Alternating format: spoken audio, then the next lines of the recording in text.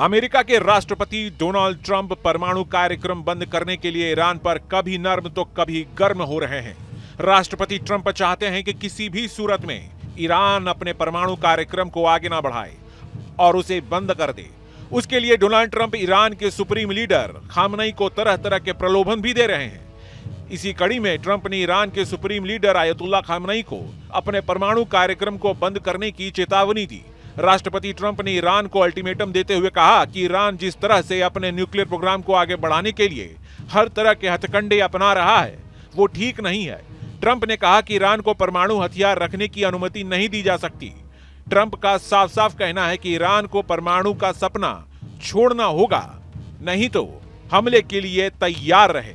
इस बीच Donald Trump की ईरानी supreme leader ayatollah खामनई की चिट्ठी लिखने के बाद से दोनों देशों में परमाणु वार्ता भी शुरू हो गई है। ईरान और अमेरिका के बीच परमाणु कार्यक्रम पर पहली औपचारिक बातचीत बीते हफ्ते शनिवार को ओमान में हुई है।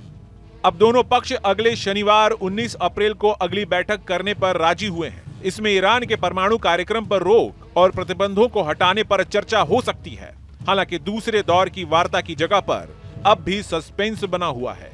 एक तरफ जहां इतालवी अधिकारियों और अन्य स्रोतों ने दावा किया कि वार्ता का अगला चरण रोम में होगा, वहीं ईरान का कहना है कि वार्ता फिर से ओमान में ही होगा। बता दें कि इससे पहले इतालवी विदेश मंत्री एंटोनियो ताजानी ने जापान के ओसाका में कहा था कि उन्हें ओमान के माध्यम से बैठक की मेजबानी का अनुरोध मिला है, जिसे उन्होंने स्वीकार कर लिया है।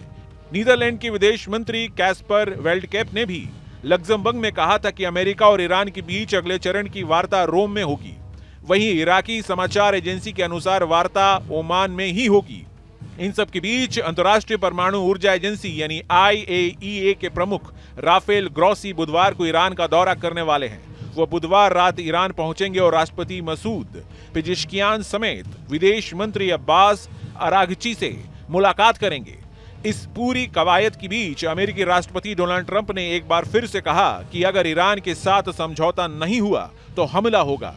वहीं ईरान का कहना है कि वह परमाणु हथियार बनाने की दिशा में आगे बढ़ सकता है।